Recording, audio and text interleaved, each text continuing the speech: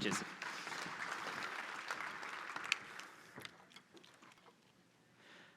Atlassian's pretty well known for creating some great products that we give to our customers, tell you how to run, and say, you guys have got this. But we're a bit less well known for how we actually run services ourselves. So today, I want to share with you some of the lessons we've learned as we've sort of stopped making products quite so much for the data center and more for the cloud. And I really want to leave you with kind of an actionable plan that you guys can use to actually start using Docker in production as well. So just a quick show of hands. Who's actually been using Docker? Yeah. Who's been using Docker in production? Yeah, about half of those people. Cool. Who hasn't heard of Docker? Awesome, no one. So there's three things I want to talk about today. Infrastructure, where we're going to run our containers and how to run them there. Insight, ways to make sure that once we've got containers, that they're actually running as we expect. And interactions, thinking about some of the ways that developers are going to interact with the tools and processes that we've actually come up with. And the nice thing here is that these are all building blocks. We can get each one of these sorted and then progress on to the next one as we feel comfortable with it. But there is a bit of a disclaimer. There isn't a single checklist I can just give you to say, here's how you can endlessly deploy Docker containers. It's very easy to run 10,000 containers that don't do a thing. But when we start talking about production workloads, things are a lot more varied and it's a lot more difficult. So what I am going to give you are some areas to think about, discuss some of the options in those areas, and talk a little bit about the choices that we made and why we made them as we came up to these points. So let's start with infrastructure. Infrastructure is really the basic building blocks that we need to actually run containers. If we get this right at the very beginning, we can ensure that we won't have problems as we start scaling out down the track. So the first thing really here is hosting, because we need a place to actually run our containers. So in a very abstract sense, anywhere that has a Docker engine is a place that we can run a container. But in kind of a more concrete terms, we're going to need to choose a hosting provider. We're going to need to create instances, install the Docker engine, and actually finally put our containers on those hosts to run. So we can kind of dive into two areas there. There's the where and the how. So in terms of where, there's kind of three really big cloud vendors. There's a lot of other smaller vendors, but it's a bit harder to talk about them. The nice thing about these three vendors is that they're all really cheap and scalable solutions. Just paying for raw compute power between them isn't really a differentiating factor anymore.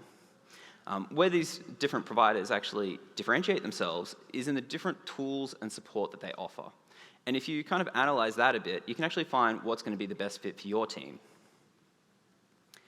So when Atlassian started migrating to the cloud, we were also faced with the decision of which cloud vendor to use. And we decided on AWS, primarily because they're kind of the market leader in the area. They offer a lot of things that we really care about. Managed services, for one. We use things like Redis and Postgres quite a lot internally. So having managed services for them is just amazing for us. They also have some nice orchestration tools that a lot of people know about. Things like CloudFormation, which can save us a lot of orchestration work. And there's an actually fairly decent pool of talent in the workforce that we can hire from, which can be a bit of a challenge for us. But we're not the only ones who've sort of seen AWS as being a really great provider. In the most recent Gartner Magic Quadrant for Cloud Infrastructure as a Service worldwide, they single out AWS for completeness of vision and ability to execute. Now, I don't always agree with these sorts of reports. I think probably Google could probably be bumped a bit higher there. But it's nice to have something that sort of validates the decisions we've made over time, and you can wave around at people to say, I'm right. So that kind of gives us a bit of the where we can run containers.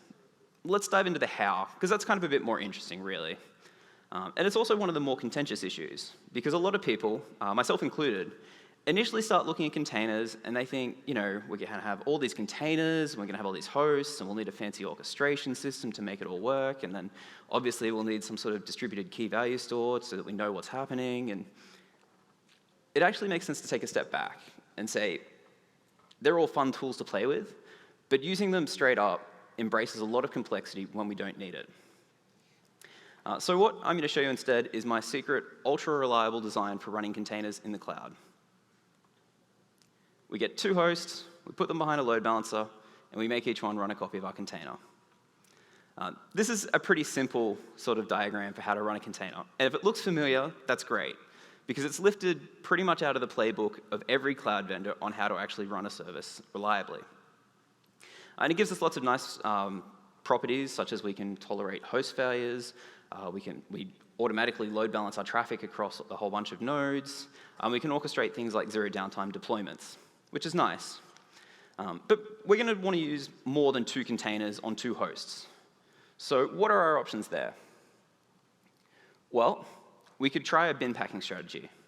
And this is where we have a small number of hosts, possibly more than 2, and we just put lots of containers onto those hosts. And the idea is that we want to match the amount of containers that we have on a host to the amount of resources provided by that host. And if we get this right, we can get really optimal utilization of the hardware we've paid for. And this is actually a really, really good option if you have lots of dedicated hardware. But we don't necessarily have dedicated hardware in the cloud. And this does have one downside, which is that we have a huge blast radius. If we lose one of those hosts, we lose a massive portion of our compute capacity. So we decided to look at a different model, which is your scale-out model. And this is where we keep, at least 2 hosts behind our load balancer, but we keep them in dynamic pools. And we auto-scale it out based on the amount of capacity that's actually required. Now, if we get this right, we can actually get similarly optimal utilization that we do with a bin packing strategy, but making more use of cloud vendor constructs, like auto-scaling groups and really granular instance sizes. And this is actually the approach we decided to take when we started rolling out cloud services. And the really nice thing about this sort of architecture is that we can just treat the entire thing as a big stack, keep it in a group, pick it up, duplicate it as many times as we need for as many services as we need, just replacing the containers with whatever is needed for the new service. And that's really nice. That gives us a pattern to deploy with. But if we don't enforce that pattern, we'll end up with some really interesting deployments. And we don't want interesting. We want everything to be as boring and uniform as possible. So we want to automate these things. And there's actually a bit of a spectrum here on how we can go about automating our infrastructure. At the very, very low end, we can use something like simple bash scripts, right? This is really useful if you have maybe a container or 2 to deploy, but it's not super extensible, so I'm just kind of gloss over it altogether. When we find we have a sort of medium amount of services, configuration management is definitely the way to go. This is kind of really useful when you have somewhere between, 1 to, say, 50 services that you need to actually keep up and running. And as such, we've found it to be a really good fit for actually maintaining all of our infrastructure layers. But as we get beyond, say, 50 services, we find that we need something a bit more dynamic than what configuration management provides to us. And this is where tools like a platform as a service can actually come in really handy, as they let us dynamically create these deployments of all the containers we need. So let's jump into configuration management for a little bit. There are a lot of different tools on the market. So many so that I couldn't actually fit them all on one slide. Generally, they all work by having a configuration syntax that specifies what your infrastructure and the containers running on top of that infrastructure should look like. There's a really overwhelming amount of options here, and the really important thing is that you use one of them. It doesn't even matter which one. They're all more than capable of doing what you need. With that in mind, when we had to pick something, we settled on Ansible. It's pretty easy to pick up, lots of people are familiar with it, and it's a really good fit when we paired it with CloudFormation, which is Amazon's orchestration tool itself. And this is cool because we can actually make Amazon do everything hard. It knows when things can be parallelized or has to be run in sequence. And it just knows everything for us. All we need to do is say, all right, deploy this infrastructure in this order. But we found a lot of other teams have used other tools and they've been equally successful. So other teams have used Terraform, SaltStack, Puppet, and they've all gotten the job done. So yeah, we ended up going beyond what we could do with configuration management, and we ended up creating our own platform as a service. And we found that even with that higher level orchestration, using Ansible and CloudFormation actually made a lot of sense for maintaining all of our base level infrastructure. It's a really good fit there. But yeah, we did move on to a platform as a service, and a platform as a service is really nice. It gives us a really desirable property, which is that we can split responsibilities. We can have an infrastructure team that's responsible for maintaining our infrastructure and all the container orchestration that goes across that infrastructure. And on the other hand, we have an application team, or multiple application teams, which are actually responsible for interacting with that infrastructure team's infrastructure, and they register their services, they make containers, they upload configuration for them, and they manage the deployments of their own containers. And the really nice thing is that there are actually some third-party production-ready PaaSes available now. But when we got started, there weren't. So we ended up creating our own one called Micros, or microservice, because it's popular. And this works in more or less the same way that we use Ansible. We actually just use as a lightweight wrapper around Amazon's CloudFormation stacks. And this is actually a really nice tool for us. It's very simple to think about and reason, and it's very easy to actually scale out.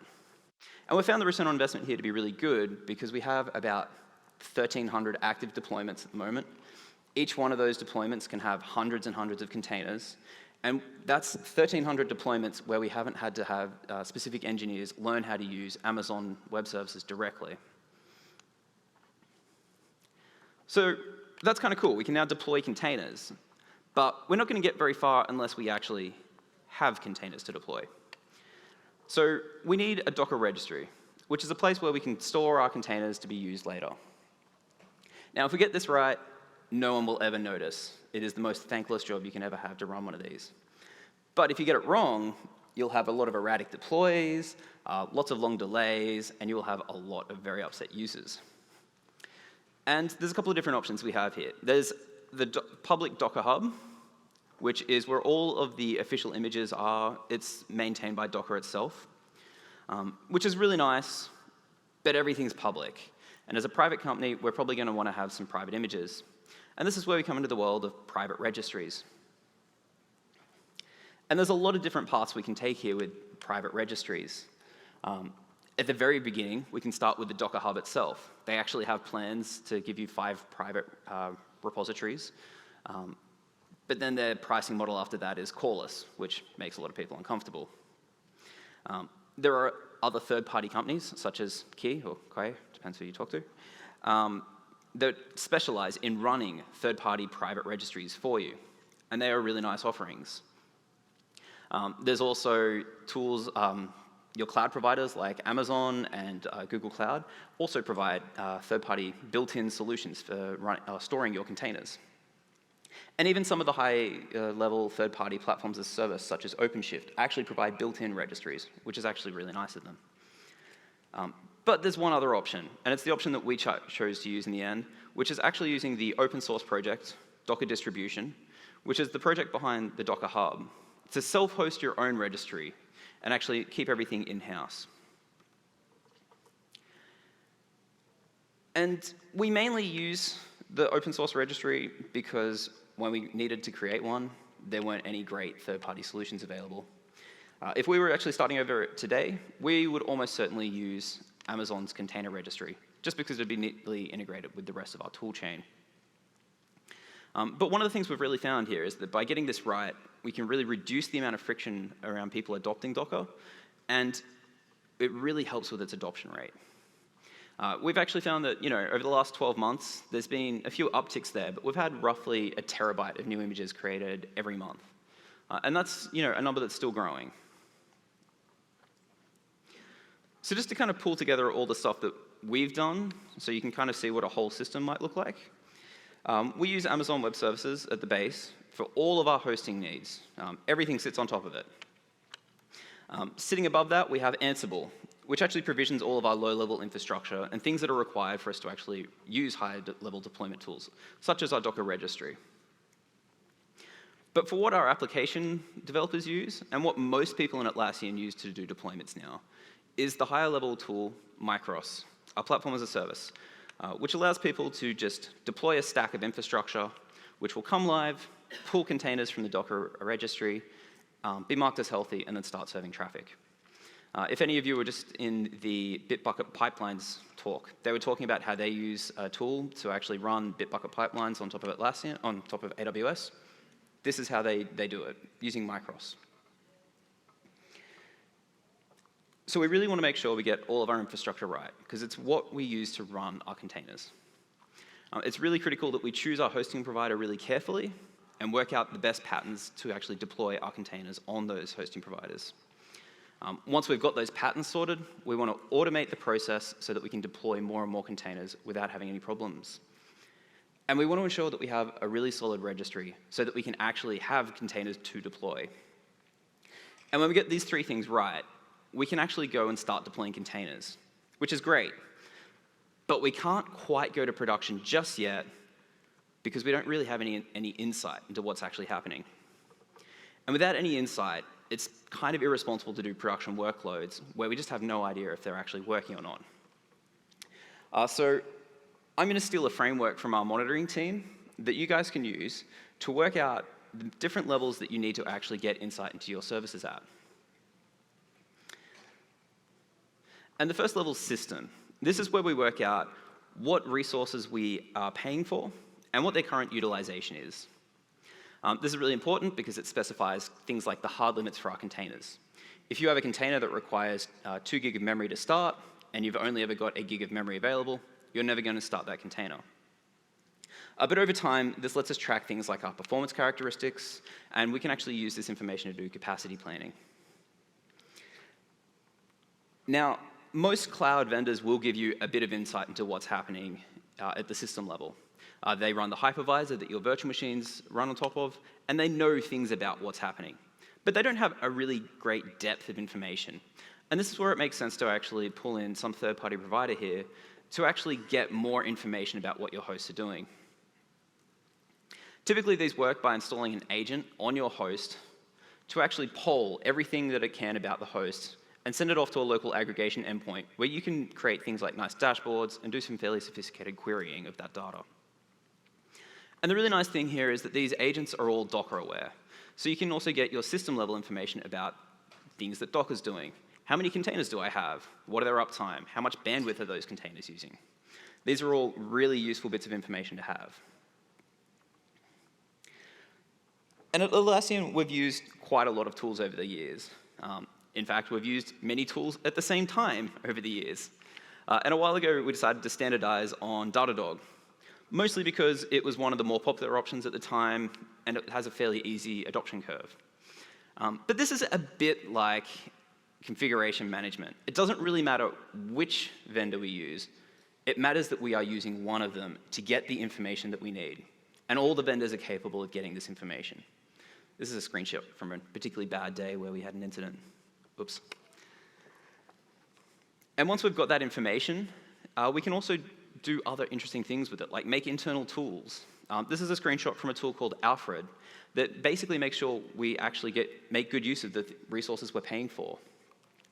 It'll actually go through, scan all of our instances and say, hey, you've paid for a really large instance over here, and you've only ever used a maximum of 20% of its capacity.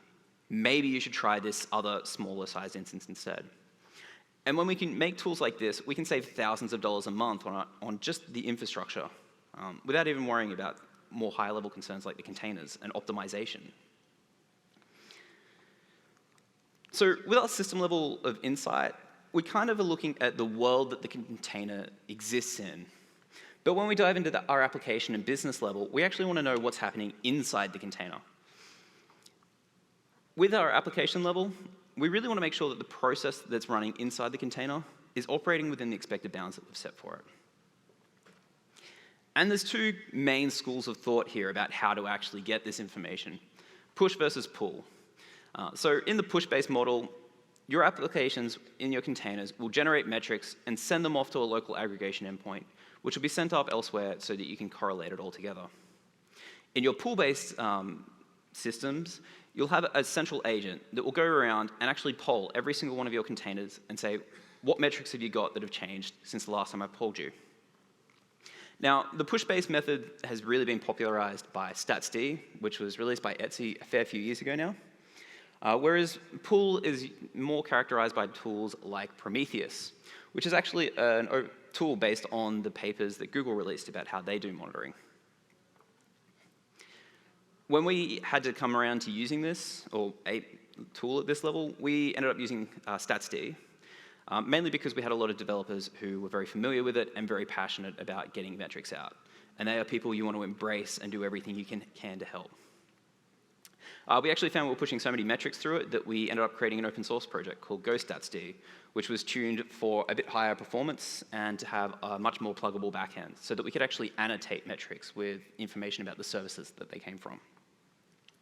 And we actually aggregate all this data back down into Datadog. We already pay for it, we might as well get good use out of it. And it lets us correlate interesting things like this specific container's stopped processing as many requests as it did before, but its memory usage has skyrocketed. Maybe there's a memory leak and we can't process more workloads. But the business level of insight that we need is kind of the most interesting one. And this is where we really want to ensure that the containers we deploy are serving the business need that they were deployed to solve. By far the hardest level to get right, but by far the most valuable level. And there are many, many tools at this level to get information. And a lot of these tools are very specific to the types of containers that you're running. If you're running a front-end web service, you probably want an analytics framework in there. So you know that when users are clicking on things or progressing through your website in a specific order.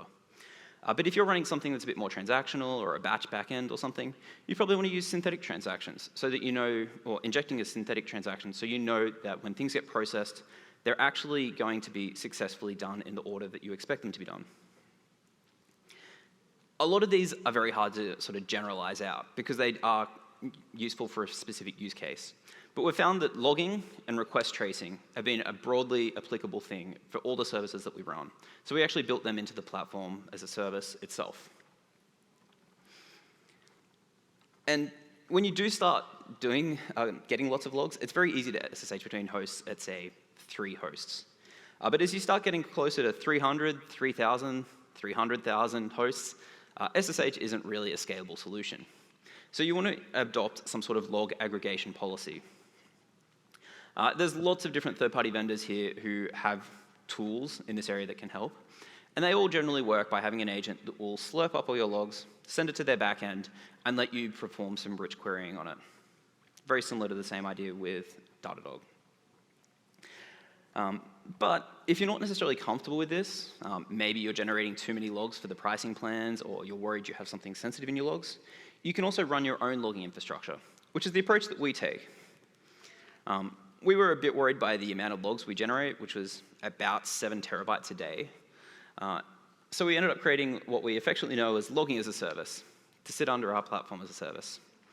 And it generally works by having all of our hosts generate lots of different log files, put them into a Kinesis stream, which is a time-ordered queue, and then we ingest them into Elasticsearch and Splunk database or clusters so that people can actually create dashboards and queries for the information that they want. The other thing that we've found a lot of value in integrating is request tracing, and we use Zipkin for this. And this is a really useful tool for working out why is my service slow. And this is sort of come about because as we made it really easy to deploy, a lot of people started deploying lots of microservices. A lot of people then wanted to use service-oriented architectures, and then they suddenly were like, why is my service slow? Put Zipkin in, and we were able to say, maybe it's because you're making 50 callbacks to other services every time you receive a request. So it's really useful to have all this data, but unless you actually use the data, it's kind of useless. So we see a lot of people starting out with wallboards, big TVs that have all your metrics up on them. And this is a great way to get a very intuitive feel for what the operating characteristics of your service actually are. But that's not really a long-term strategy for keeping your service alive. Once you know what the characteristics of your service are, you want to trigger alerts when things are exceptional, or when you stop processing transactions or something's wrong. And by far the best thing that we can do with those alerts is trigger an automated recovery procedure. If we've just doubled the amount of traffic that a service is receiving, we probably want to double the amount of worker nodes that we have serving that traffic. Although sometimes we can't do a fully automated recovery procedure, sometimes a human might be required, in which case, instead of triggering a recovery procedure, we'll obviously page a human or something.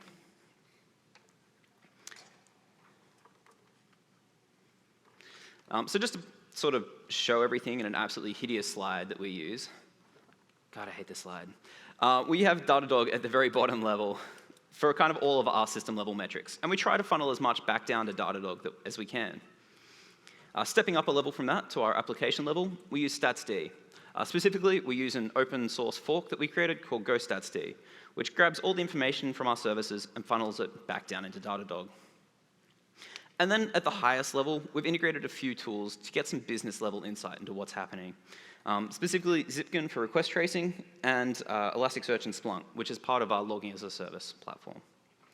In addition to that, though, we do have lots of other tools throughout Atlassian that aren't necessarily a general purpose tool and much more specific to a specific need, in which case they can be used selectively.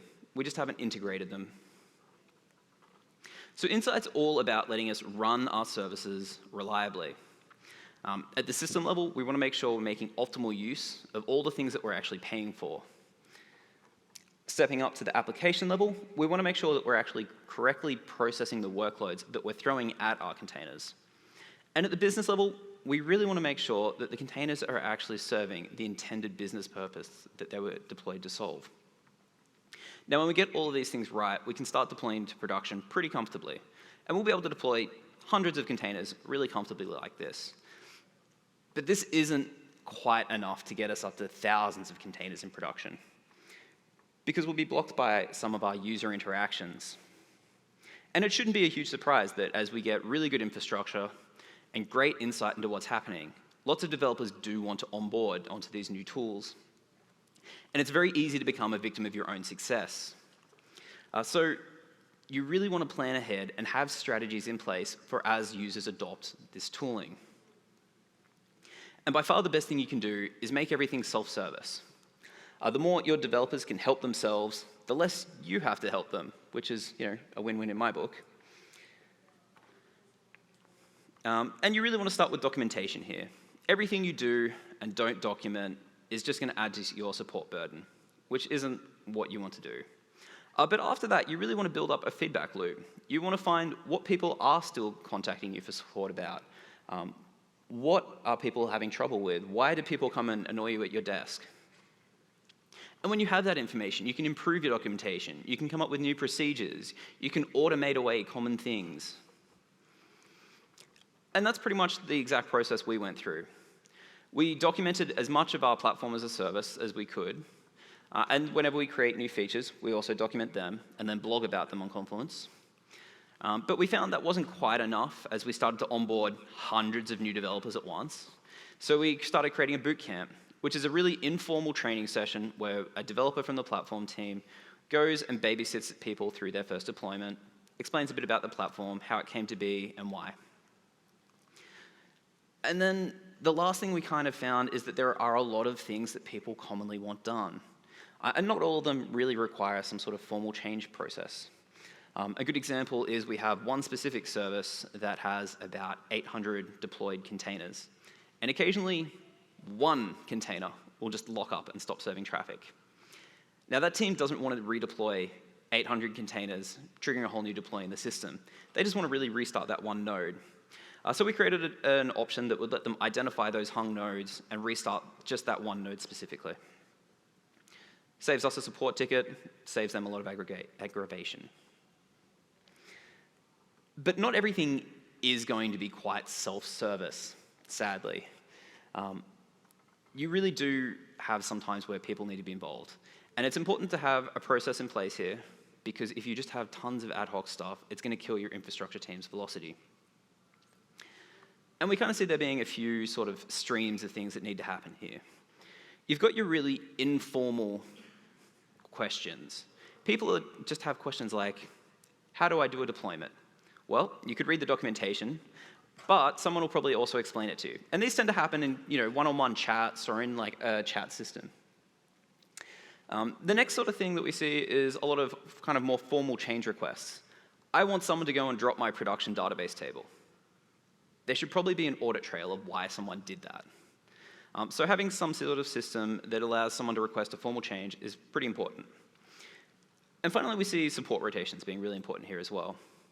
Having a support rotation means that your developers stay in touch with what your users are actually experiencing as pain points, driving that feedback loop that we need for the self-support type systems. But it also shields the infrastructure team from lots of day-to-day harassment by just general users. And it allows them to keep their velocity high.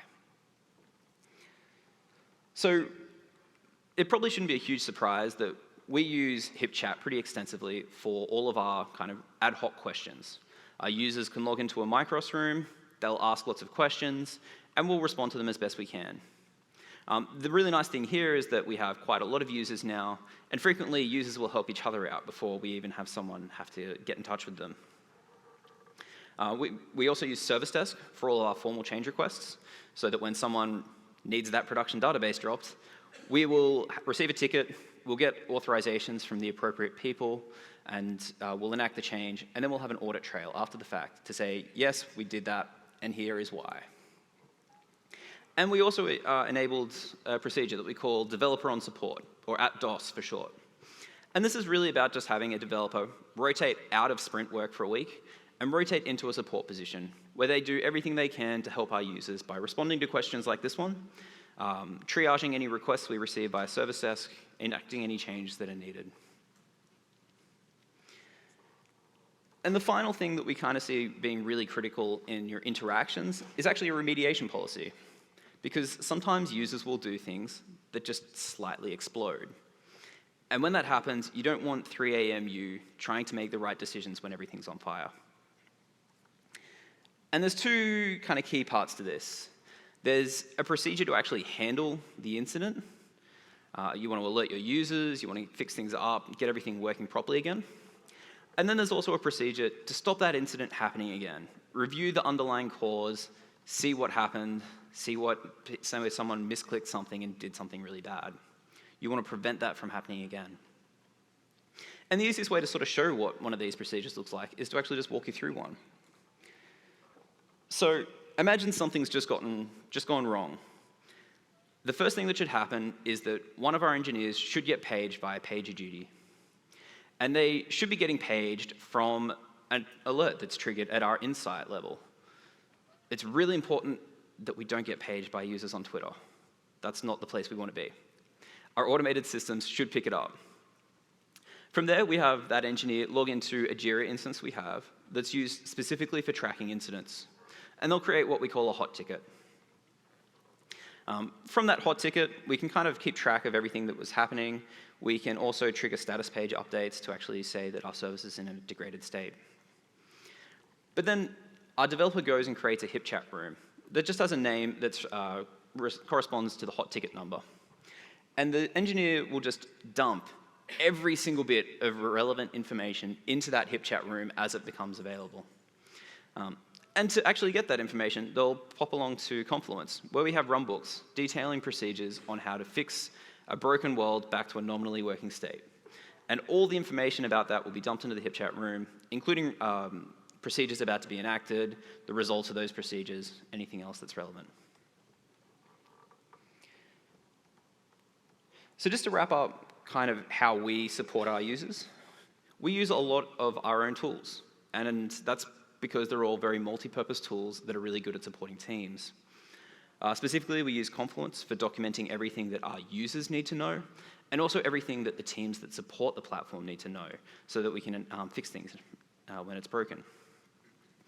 We use HipChat quite a lot for communicating with our users, particularly in kind of our ad hoc communication channels for support, but also for announcing things broadly when we have announcements or we want to organize a user group or something. We also use Service Desk quite a lot for all of our formal change requests. Super critical that we have an audit trail for things, especially now that we're public. It's like legally required, so we have to do it. But it's a good practice either way. And finally, we use status page. Status page is the primary mechanism we use to actually communicate with our users what the health of the platform is and all the subcomponents within it. And we've been using it for actually years, really reliably, so it was nice that we bought them. So our interactions are really critical. This is the biggest thing that can block our teams.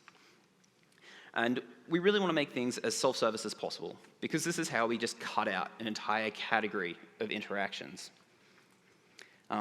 Beyond that, though, we need to have some sort of support procedure for when people actually do need to get in touch with a person. And we also need a remediation policy for when things break, and they will, over and over again. And we find that when teams really improve their interaction processes, we can dramatically increase how effective they are, especially at supporting a large user base. And this is how we go from being able to deploy hundreds of containers to thousands of containers in production. So just to pull together those three main strands that I've talked about today, we've got infrastructure. This is all about getting your basic building blocks set up so that we actually can deploy containers. Getting our insight is critical in letting us be sure that our containers are actually doing what we expect them to be doing. And this is how we go from being able to deploy containers to being able to deploy to production. And finally, we really want to nail our user interactions, because this is how we go from being able to deploy in production to being able to deploy thousands of things by making our teams much more effective. And as we can embrace all of this, our teams are actually able to embrace a you build it, you run it mentality, where the teams that make containers for us take the ownership of actually running them. It's kind of like the ultimate form of that DevOps ideal, where your developers and your operations people are the same people. And this isn't really a theoretical concern for us, because we just have way too many services for a centralized operations team. And we found that as developers really embraced this, we just had an absolute explosion of microservices being deployed. And the really nice thing here is that Docker is just way more popular. It's actually more popular than all the other artifact types we support combined. And that's because we have a really nice user experience here around using Docker. So we've found that using third-party solutions, it's never been easier than it is right now to run Docker in production. Docker itself, finally, a stable, mature technology, and we have industry solutions to handle every part of running it. So if you start deploying your infrastructure, keep an eye on your insight, start managing your user interactions, and you can also be running Docker in production. Thanks.